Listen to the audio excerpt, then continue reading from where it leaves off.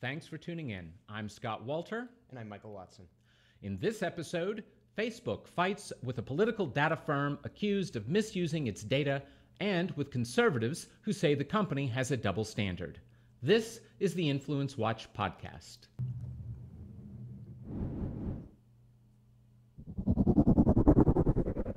This week, Washington has been fighting over allegations that the Republican-aligned political data firm Cambridge Analytica broke the Facebook terms of service to obtain personal data on roughly 50 million Facebook users without the proper authorizations. The firm, now kicked off the Facebook platform, was notable for its close alignment with right-wing political donors Robert and Rebecca Mercer, and worked for the 2016 presidential campaigns, first of U.S. Senator Ted Cruz and later Donald Trump. But if the Republicans bent or broke Facebook's rules, they aren't alone in attempting to exploit the vast trove of personal information that users have voluntarily given to the tech company.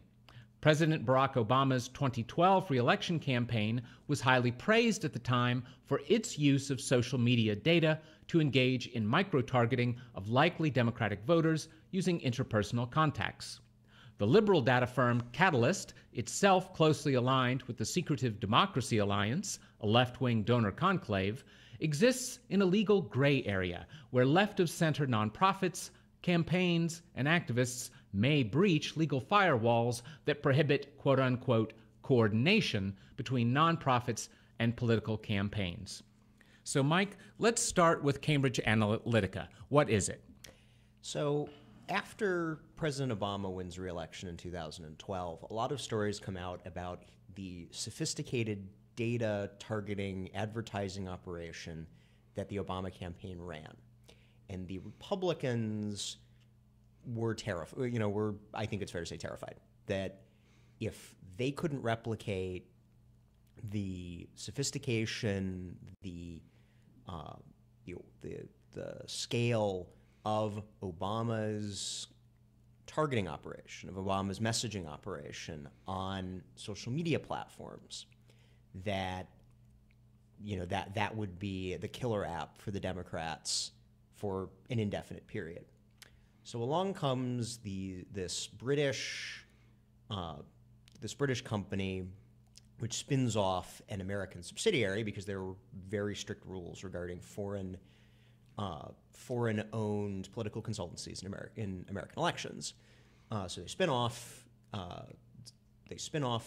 Cambridge Analytica, base it legally in the United States, and it comes to some prominent Republicans saying, we can counter the Democrats' killer app. We can counter the Obama campaigns and the Democrats' data operation, the knowledge that they have about all the voters who might vote for them and who might not vote for them. Yeah. And they first connected, I believe, with, as we mentioned, Robert and Rebecca Mercer, who are connected to Renaissance Technologies, which is itself a hedge fund that uses very high-tech data work for financial reasons. Robert Mercer himself, who is one of the co-founders of Renaissance Technologies, this hedge fund, he describes himself as a computer programmer. So they come to, they connect with the Mercer family, who are very prominent Republican donors. Cambridge Analytica starts up in the 2014 elections, works for John Bolton's super PAC, works for a couple of senatorial campaigns. And then as the 2016 elections spool up, because of their connections with Robert and Rebecca Mercer, they go to work for Ted Cruz's presidential campaign in 2015. Which was who the Mercers initially were backing. Right, which was the Mercers' first choice in the 2016 Republican primaries. And later on, after Cruz is eliminated and the general election begins, the Mercers change their support very prominently to Donald Trump, and Donald Trump brings on Cambridge Analytica to work alongside its in-house data and targeting operation. Okay. And who are some of the key people besides the Mercers connected to Cambridge Analytica? someone you might have heard of is the controversial former White House aide and former proprietor of the controversial website Breitbart News, Steve Bannon, who was a vice president at the company, widely believed to have been installed by the Mercers, who invested a substantial sum of money in Cambridge Analytica. Yep. Though, as I recall, he had to, when he went to the White House, Bannon had to cut ties to it. Yes. When he went into the government for a brief period, he did have to leave the company. And then the now suspended CEO, Alexander Nix, who, after all this stuff came out, was suspended by the company's board. He was the proprietor of Cambridge Analytica. Yeah, and not someone known to have particular ideological tendencies himself, more a smooth-talking Etonian. Right. A brief digression on kind of political consulting as an industry. A lot of, some people get into it because they're ideologically committed. They really believe in the free market, or they really believe in social democracy. So they decide, I'm going to help candidates who support my beliefs get elected. Other people get into it for money. Now, many people who get into it for the first reason, who get into it because they're sincere believers, realize the money is really good. And that then they kind of wander over the line to becoming mercenaries. But Nix does not, all the reporting I've read seems to suggest that Nix kind of started in the mercenary camp, that he was not, an ideologically committed populist who then, decided I'm going to use my expertise to get populists elected and to win populist campaigns. He had started this data firm, apparently like the parent company had some loose association with the British Tories back in the 90s. But Nix himself, is very, as far as I've seen, nowhere described as a committed ideologue. He seems like he was mercenary. Yep. And when this suave Etonian was selling himself and his firm, what was the secret sauce that he was selling?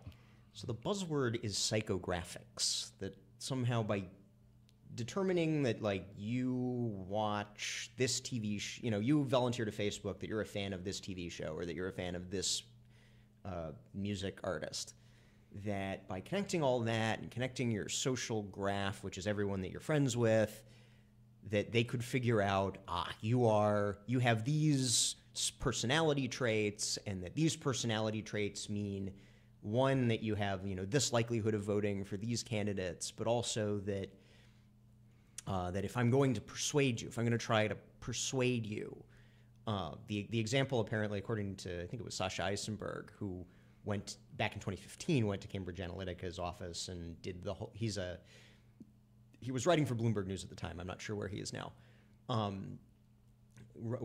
He's written on political data from kind of the beginning of political data. His most notable work is his book on the 2012 Obama campaign, The Victory Lab. Now out with 2016. Which has now been postscript. Now been updated. So Sasha Eisenberg goes to Cambridge Analytica and kind of get their pitch to see how they do what they do. And the example that they gave was that they, in attempting to persuade a person why not to support gun control, they, if you modeled that you were, more communitarian, you would use a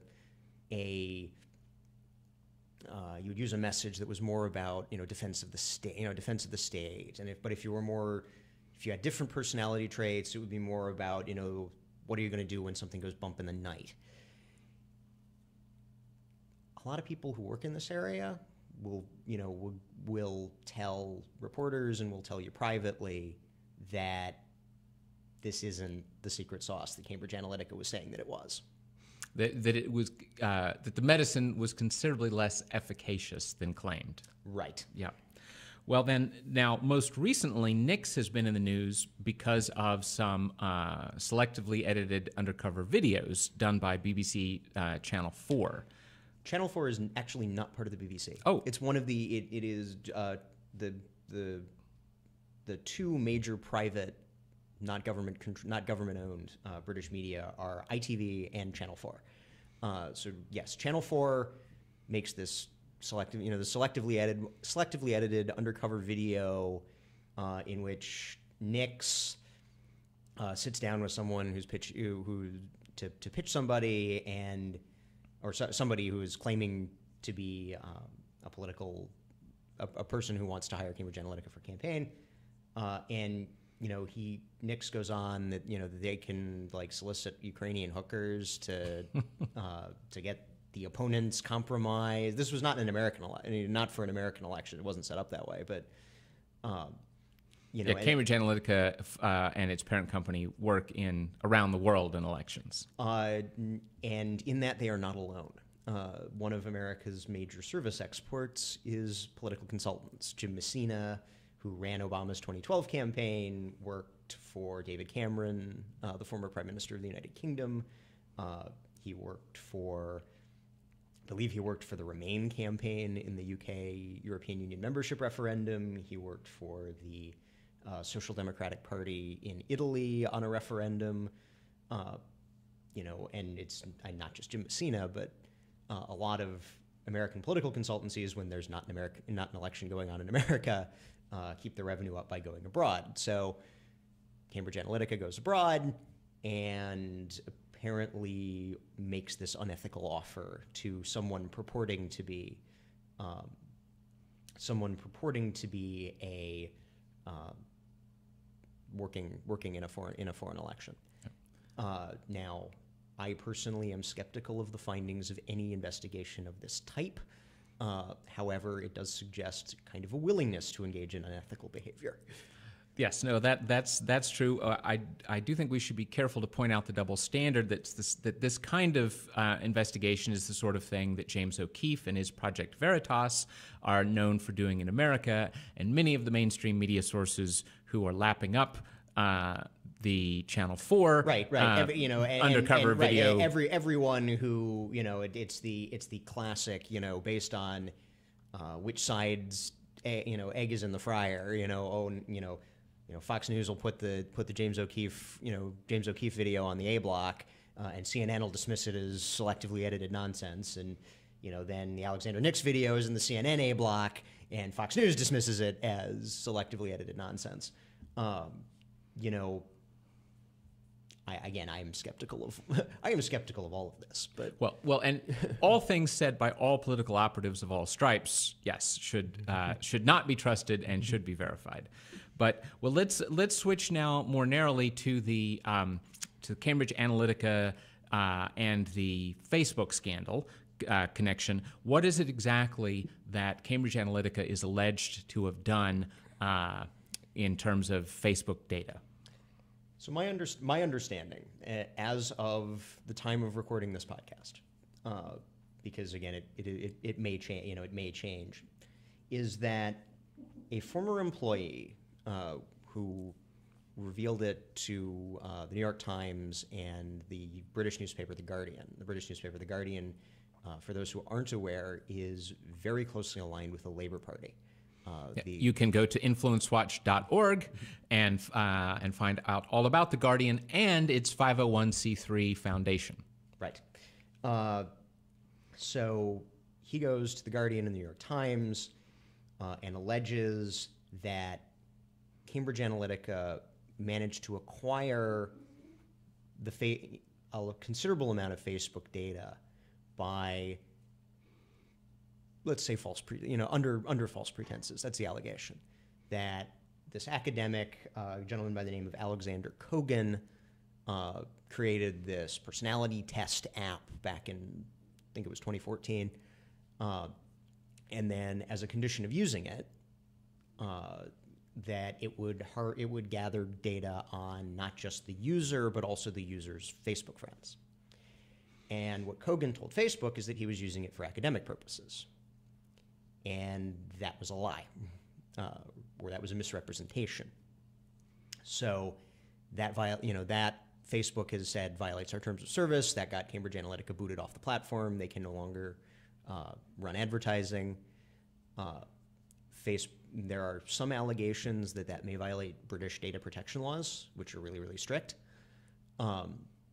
So that has gotten Cambridge Analytica into boiling water. And while it's important to say that I remember reading about this story at least a year or two ago. I mean, the news that Cambridge Analytica and Kogan had done something like this has been circulating for a good while. I have read rumors about it going back as early as 2015, shortly after this app was created and the data was collected. Now, apparently, what Facebook is saying is that they realized that Cambridge Analytica had misled them. They went to Cambridge Analytica and said, you have to delete all the data. Cambridge Analytica said, okay, we'll delete all the data, and then they didn't. This is what Facebook is alleging. So, obviously, if they did that, then Facebook, like any social media platform, Facebook is owned by its owners.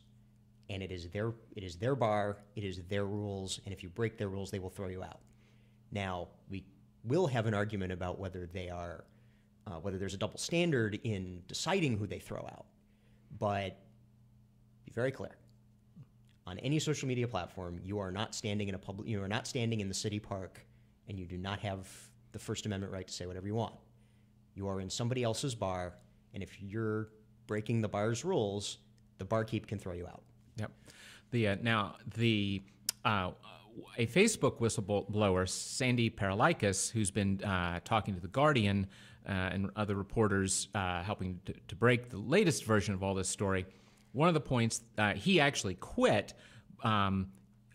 even before this time. I believe it was 2012 that he quit, but he had worked at Facebook and he had seen that lots of apps were doing this sort of thing, and he kept complaining to his employers. And he also makes the point that Facebook's terms of service include their right to go to any developer like Kogan and the rest and not only say, we don't want you to do X, or we want you to promise us you will not do X, but to demand audits of what they had done.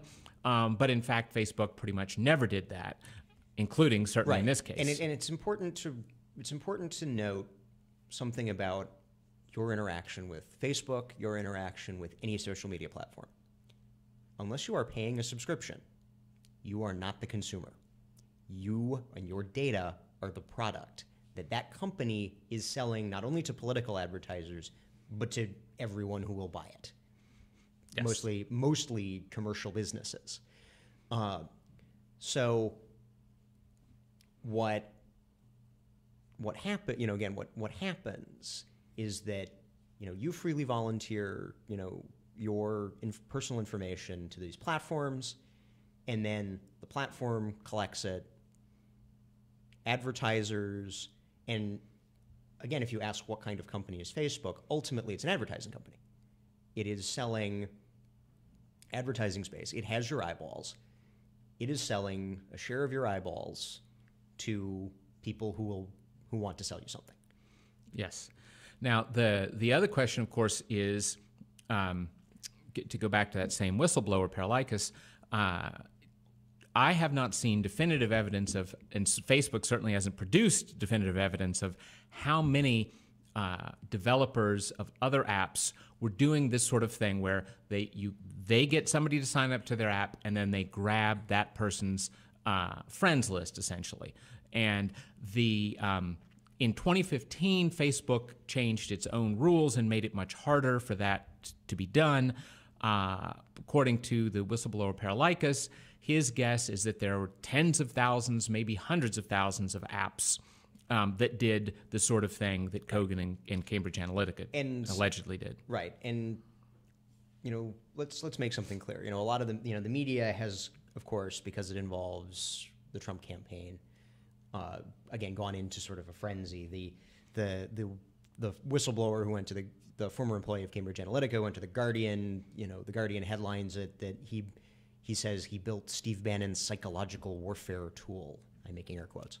And that the techniques are hijacking the profiles of millions of Facebook users. Newsweek proving that it's worth the $1 that it was paid, that its current owners bought the entire magazine for. went so far as to say it was using Facebook data to snatch the election for Trump.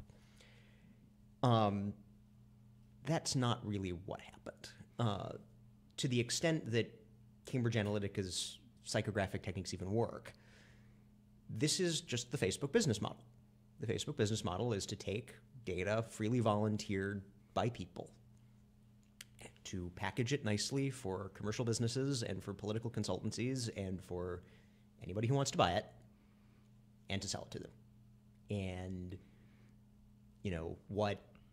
you can say that what Kogan did was unethical, because he, allegedly misled about the purpose he was using it for. That may be a breach of contract, but it's not like when Chinese hackers penetrated the Office of Personnel Management and took all the data on people who work for the federal government. Yeah, millions and millions. Literally millions of people. And when we say the data, we don't mean my friends include Aunt Sally and my old high school girlfriend. We mean your social security number and your entire confidential background check information. Your SF-86. Yes, which is the form that all security cleared federal employees must disclose all the things they've ever done. Yes, that is more than Aunt Sally, and I like Newman's own spaghetti sauce. Yes. Now, I want to be fair too, because we often criticize the mainstream media, and you were in the middle of quite rightly criticizing the media frenzy on this. One suspects that they might like the idea of finding a new way to claim that the last presidential election was illegitimate. So this brings them a new way to try to do that. But I think we should give a shout out to the New York Times, because actually in their recent reporting, they report with considerable thoroughness and fairness. They pointed out both that it's unlikely that the psychographic psyops warfare that's being spun Steve out Bannon's in these stories that probably Cambridge Analytica didn't even attempt to use that in its work with Trump. And Cambridge Analytica, shortly after the election, even before this whole thing blew up, said, no, we didn't use our psychographic tools in the American general election. Again, they might be lying. They seem to be rather, if you believe these allegations, they seem to be rather unethical. But there's no evidence has come forward that they did use them. Yeah, when they were saying that back when, as far as anybody knew, using social media to help your candidate was a brilliant thing to do. And they said, no, actually, we didn't really do it. And then the other thing the New York Times has done thorough reporting on is that whatever it was that Cambridge Analytica did in 2016, it probably wasn't very effective. In fact, it looks like other data firms were a little more effective in the way they were working on messaging. Right. And again, you can always question whether, a former client who goes to the media and badmouths you is telling the truth. But if you read the reporting, a lot more of, and even, again, before it blew up and before it became controversial to associate with these people, a lot of people who would be asked by the media, hey, was this helpful? Did this, are they everything they're cracked up to be? A lot of people would say no. It's hard to find a former client or who would go to the, who when questioned by the press would say, yeah, Cambridge Analytica really helped us win our election. It seems that there may have been a little bit of snake oil salesmanship going on. Yeah, well, which, again, proving the rule that any political operative of any stripe is almost certainly telling you that he's bigger, badder, and more dangerous than he is. I mentioned that that political consulting tends to promote a mercenary ethic. Yes. Now, I want to take just 1 second, and because we talk in the media in general talk about micro-targeting and this, that, and the other. I'm not sure the average person has too clear a grasp on what's even involved here, but it's typically it's not that exotic. It's targeting emails with particular messages to particular demographic groups, or Facebook advertising to them, or Google AdWord advertising. Jim Garrity of the National Review, in one of his morning newsletters, discussed one of the ways that micro-targeting was done in 2004, and it's a little bit easier to make sense of back then, when it was all, when the newspaper was still a paper.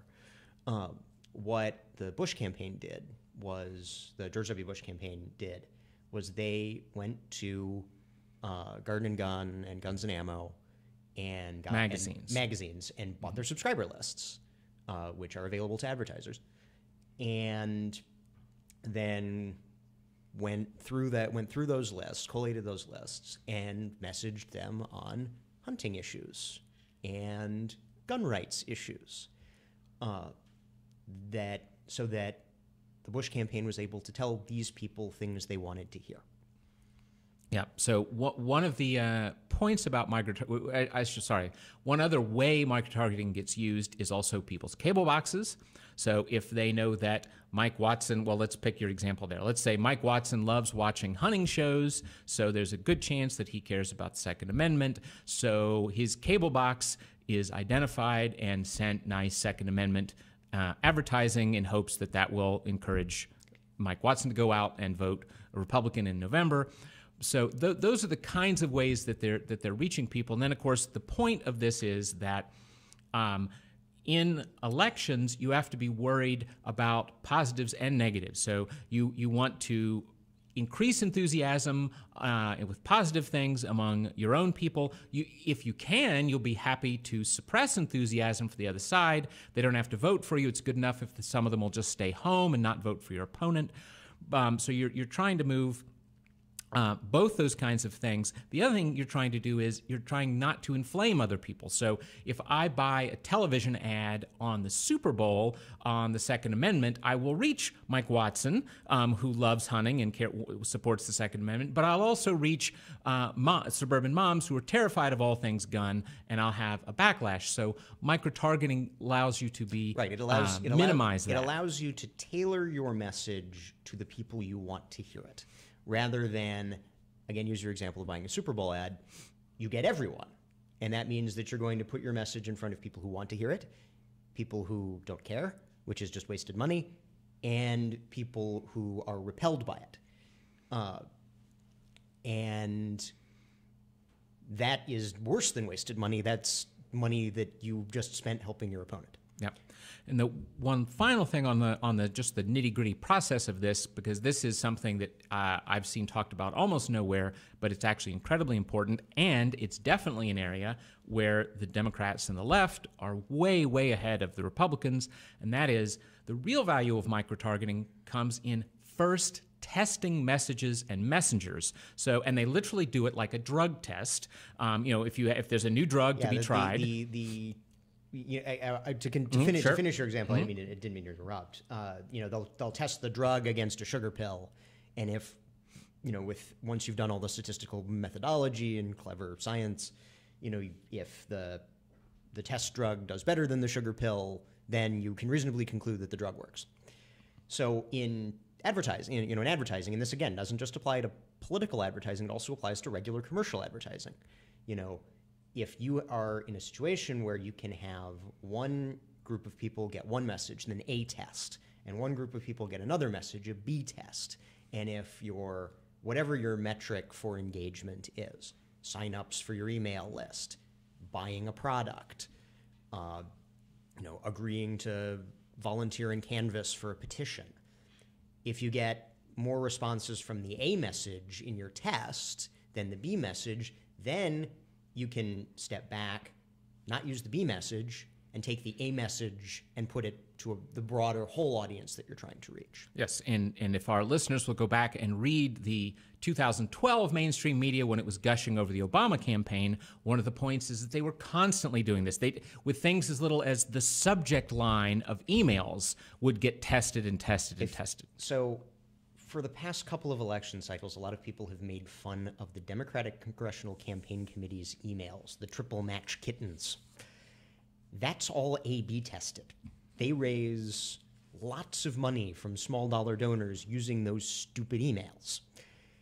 That's the kind of thing that you can do with micro-targeting. If you're laughing at it, you're just not the target audience, and they don't care what you think. Yep. I should add that if you go back in capitalresearch.org and search for the Analyst Institute, you'll discover there's an entire left-wing think tank that is devoted precisely to all this science of manipulation.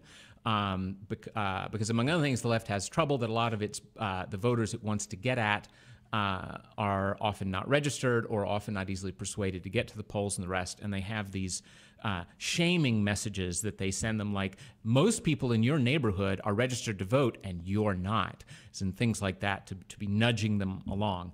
But we've talked about how Kogan and Cambridge Analytica did its work with its Facebook things. Let's talk a little more about what that in the 2016 election. Let's give a little more detail on what the Obama campaign was doing along these lines in 2012. So the rules in 2012, the Facebook rules, the rules of Facebook, the rules of the bar, were different. It's now much harder to get the data of the friends of an app user. But back in 2012, the Obama campaign used its Are You In app to get not only information on friends, but they could then use all of the the clever Facebook data to figure out which friends needed to be persuaded. Including which friends were in critical battleground states. Well, obviously, those are the ones you would be most interested in persuading because the Obama campaign actually knew how the Electoral College worked. But let's say that you have a friend who's really enthusiastic about Obama, signs up for the Obama campaign app back in 2011 when the president formally announces for re-election, and then so they get the friends, and then they get all the data, and then 10 months later, it's September of 2012, the general election is kicked off, and they're looking. You have this friend in Florida who probably is going to vote for Obama. His page likes all look pretty Democratic. He fits the profile of a Democratic voter. But he also fits the profile of somebody who's lazy and might not vote. So then the Obama campaign app would tell the user, the friend who kicked off this whole cycle, remember to nudge Steve and remind him how important his vote is and how important it is that President Obama be reelected.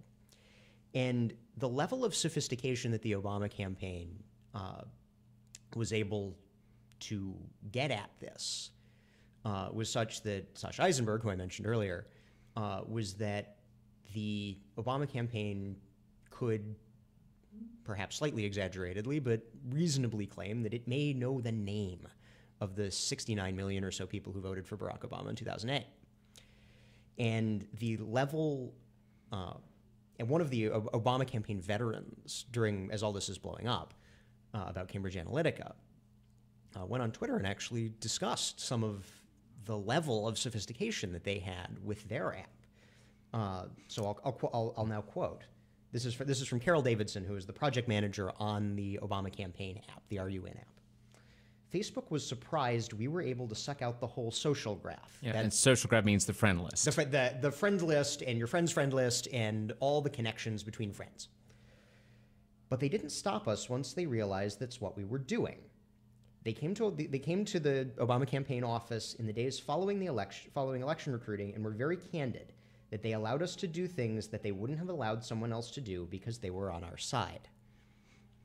Yeah. Now, that, by the way, fascinates me, as since we often talk campaign laws and the rest, there is at least the serious question here of whether this constitutes an in-kind contribution to the campaign. An in-kind contribution, for those who are unaware, is when instead of giving you money, I give you stuff, or I give you services. Yes, pollsters have to be careful. You can't, if you're a public charity that conducts a poll, you cannot simply slip that to your favorite Senate candidate on the side. You have to make it available to the public. And proving that all sides are naughty. In 2014, a Republican 501c4 was conducting polling and was putting it out publicly on Twitter, so anybody could find it, and this is how they got caught. But it was all very, it was in this sort of secret code. That way the campaigns would know, the polls says this, but that people looking around on Twitter wouldn't know where to look, and two, wouldn't know necessarily what the code meant. of course, they got caught, which is why I'm telling you this. Yeah. Well, when Mark Zuckerberg goes in front of the Federal Election Commission to testify on all these things, which I believe he's scheduled to do June 27th, I certainly hope that the Obama staffer will also be testifying about her interactions with his company back in the 2012 campaign. I want to make two distinctions on this too, and that is, one is that the allegations against Cambridge Analytica are that it pulled out the data on friends of people and then tried to figure out how to message to them and the rest. That's the full extent of even just the allegations. Yeah, and that they did so under false pretenses. Yeah, and under false pretenses. But in the case of the Obama campaign here, they went a step further, and they didn't just take your friend information and hope to calculate how to do something with your friends. They were pushing you to do particular things with those friends. Instead of saying, okay, now I know this. Now I know all the sophisticated data about you. Here's the message I'm serving you, paid for by Donald J. Trump for president. It's, I'm going to serve to your friend. Let's call him Bill. I'm going to tell Bill, hey, tell Steve that it's important that, Steve get his health care through Obamacare. And then Bill goes to Steve, and Bill says, Steve, I know you've been sick a couple times. Obamacare is really good for you. And the clever thought is that when you see ad paid for by whoever for president, okay, there's a, you discount in most adults know, okay, this is an advertisement. This is not, that this is just an ad. Your friend comes and tells you something. That's an interpersonal interaction. That's someone you trust. That seems organic. And what the clever insight of the Obama campaign was that by promoting these interpersonal interactions, they could have not only an effective message that they had A/B tested, 3,700 times, but a messenger who could deliver that message. Yes, because even interpersonal communications are trusted not only more than campaigns, but also more than just the news media. So better even than being able to work the news cycle. Better even than serving up, the New York Times says vote for Obama. Yeah. And then one other distinction I want to make here is, and this I've never seen the full numbers on, but the numbers for Kogan's initial survey participants, from which Cambridge Analytica then supposedly went. Supposedly got the data. Yeah, so the people who took Kogan's initial test, which then had their own friend lists scooped up, supposedly by Kogan and Cambridge Analytica. That was 270,000 initial participants, which supposedly yielded about 50 million total Facebook users. Now, so 270,000 yielded 50 million. The Obama campaign's 2012 app that we've been talking about had at least 1 million initial users or participants. And I haven't seen anybody give a very clear estimate of what that translates to, but I have to think that 1 million is a lot more than 270,000. So presumably, right. It probably doesn't scale linearly because there weren't 200 million Facebook users in 2012, probably in the U.S. In the U.S. But there are. We can reasonably estimate that there were more than the 50 million that the 270 netted, and certainly as a proportion of the Facebook user world. Yes, especially since just typically, of course, the left side of the spectrum skews younger, which skews more in use of social networks. But anyway, well, I want to move to another topic here, which is before Cambridge Analytica, before Facebook, or at least before politicized Facebook, there was another important data firm operating in the political sphere for the left. You're speaking in the past tense. Don't speak in the past tense. They're still around. I saw their office when I used to work on a different floor of their building, and that is Catalyst LLC. Catalyst with spelled CATALIST. And again, you can go to InfluenceWatch.org and read all about it. Including a select list of some of their clients. Yeah.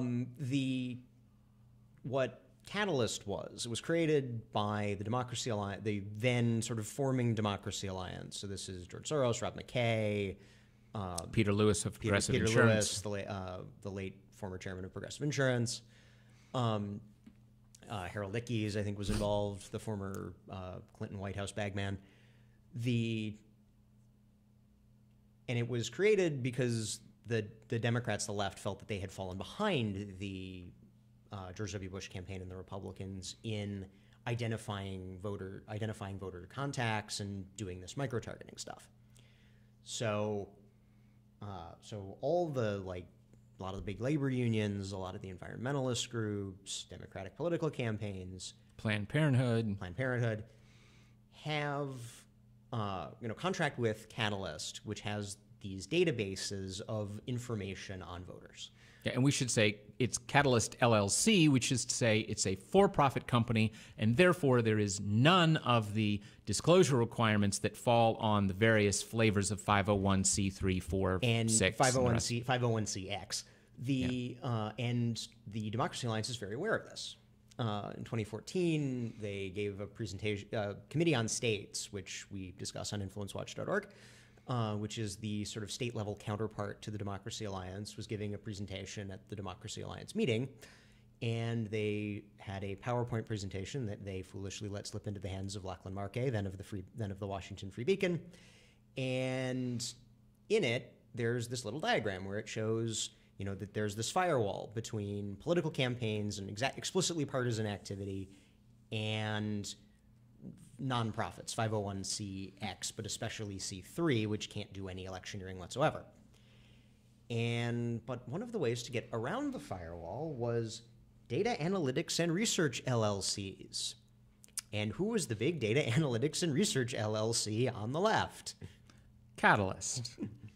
So, which is to say, legally, it is verboten for a 501c3 or a 501c4 and whatnot to coordinate its work with a particular political campaign. Right. If I'm a C3, I can't electioneer at all. If I'm a C4, I cannot call up your campaign and say, hey, what message should I test? What should I test? I have $500,000 to spend on ads. And it's a little different. I'm not super certain on 5s and 6s, but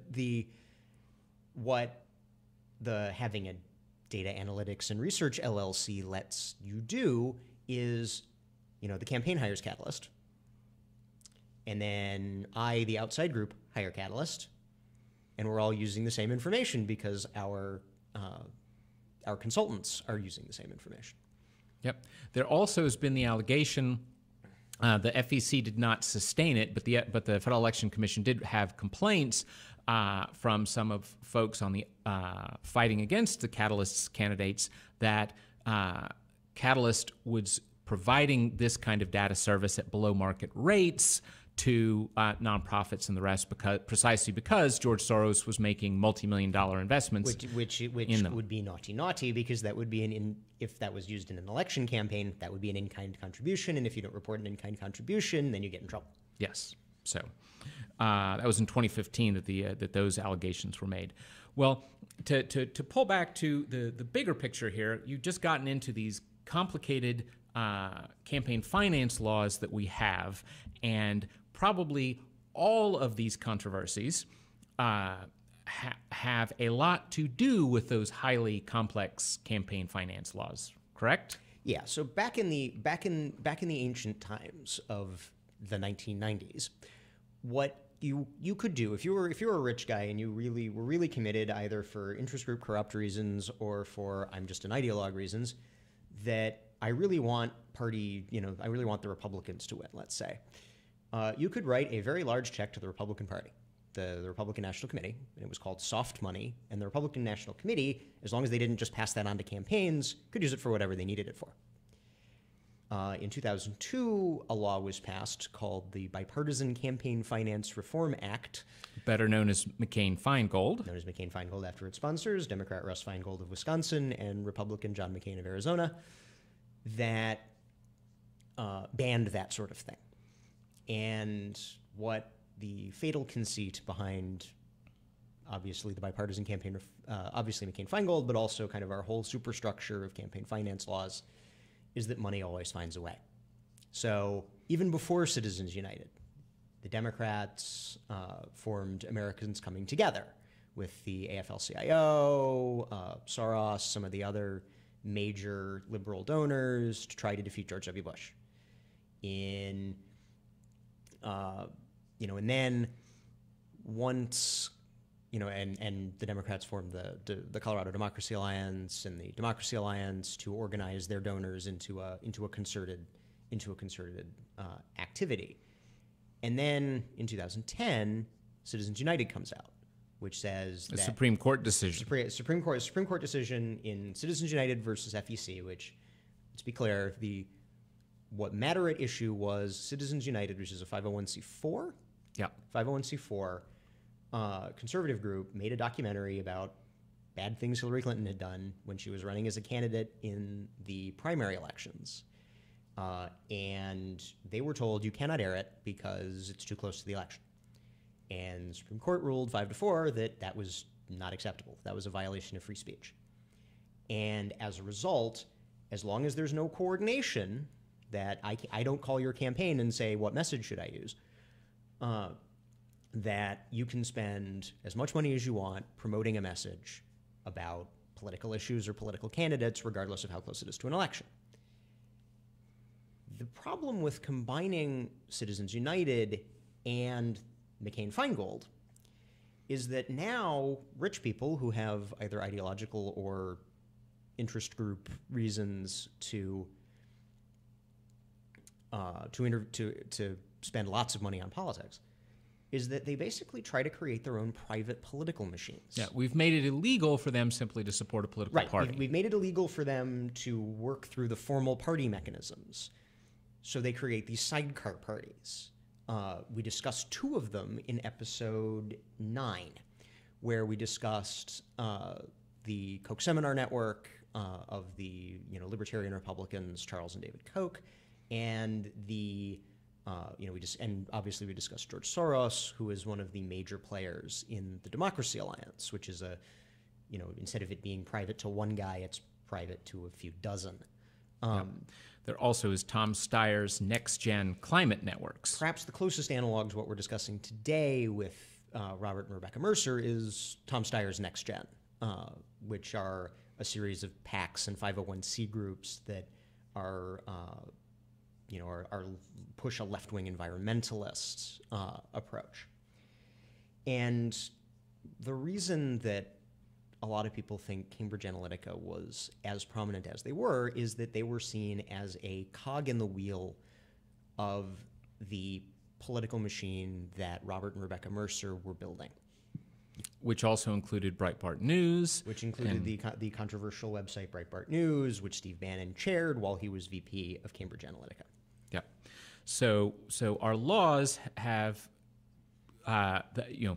or better put, many people now will jump up and down screaming that it's terrible that the Kochs have so much influence on our politics, but of course the people who scream that tend to be the ones who insist on precisely the campaign finance regulations that screwed up the old traditional machine of parties. And their solution is, get rid of Citizens United. Well, the problem is then there's,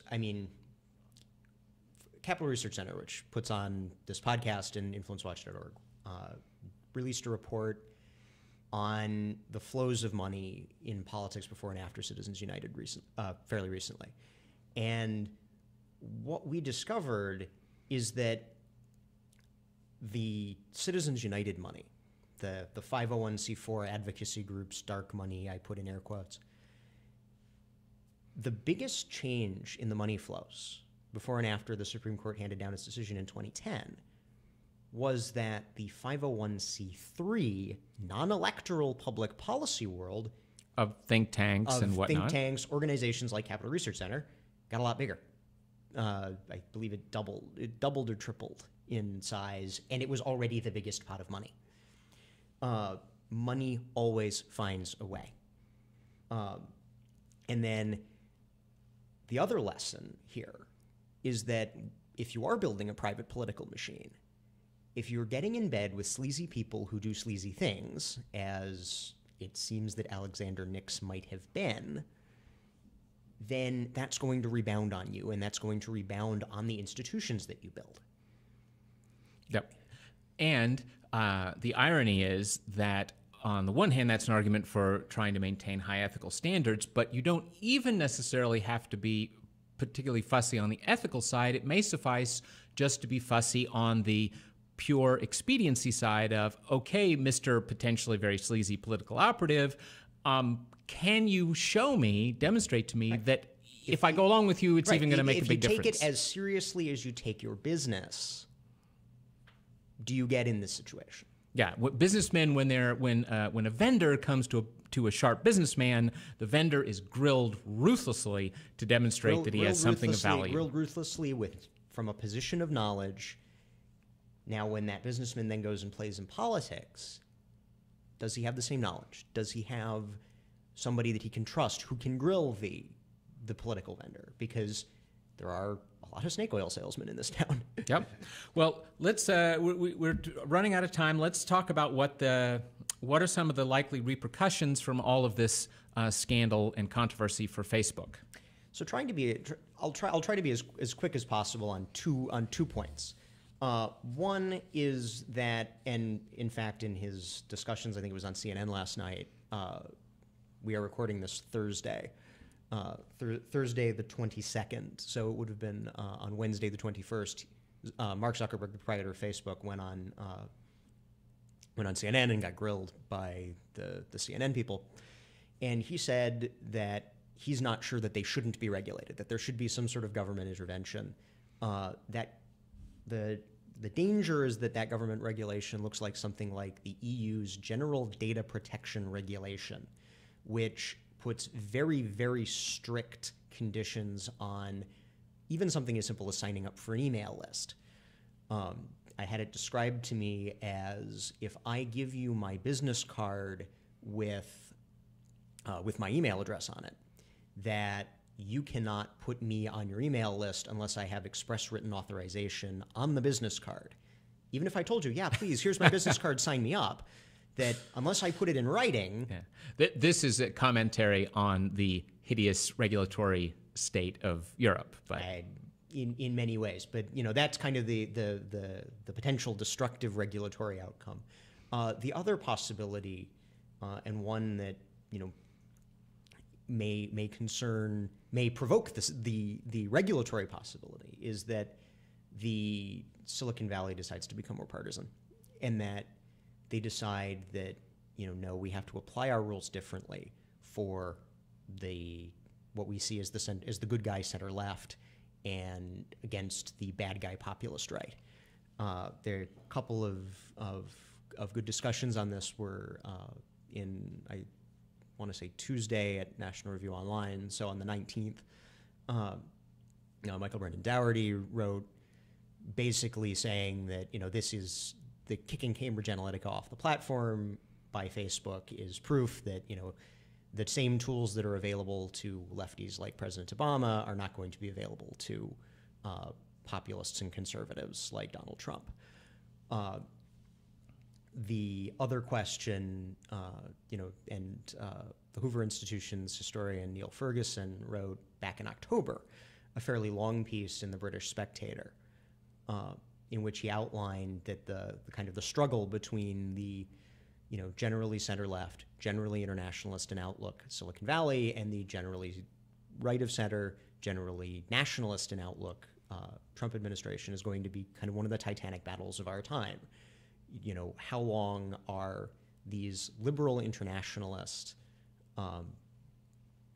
platforms going to allow populist nationalists to use them, knowing that, and this is kind of the premise of Ferguson's book that he's pitching, is that when you introduce new technologies, new communications technologies, it breaks down hierarchy and creates the sort of, for lack of a better word, anarchy that we see in the online space. That it happened before. It happened when Martin Luther was printing theses on printing presses and provoking the Protestant Reformation.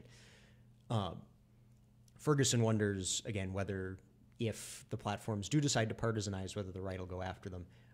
I have seen absolutely no evidence that if if put in a position between political expediency and ostensible principle, that Republicans would choose anything other than political expediency. Yeah, I mean the principle of opposing regulation. Yes. Well, I will say I was very disappointed in Zuckerberg's official comment that he made on all of this yesterday, precisely because he spent a great deal of time talking about Cambridge Analytica and fed the mainstream media narrative that really that's the only controversial thing to be concerned about in all of this, which is just as we explained. And why would he say that? Because Facebook's entire business model relies on it being only about Cambridge Analytica. Yes, that he or as I put it in an op-ed that's coming out, I think tonight or tomorrow, when Zuckerberg. Disagreeing with the media narrative is not going to help Zuckerberg deflect the heat he's going to get when he testifies, as he well may be forced to testify in front of the Federal Election Commission and the Senate Judiciary Committee and the European Parliament and the British Parliament and several other entities to be named later. Yes. Well, that's our show for this week. I do want to say that if you are following the news about this week's big rally over gun control, you should catch our episode 15 where we go into detail about both sides of that. But if you are listening to this on iTunes or Stitcher, please know that we broadcast a live video version of this podcast at 10 a.m. on Thursdays on Facebook Live and YouTube. You can find our pages by searching Capital Research Center. And if you're watching the video version, we encourage you to subscribe to the audio on your preferred podcast platform. We'll see you next week.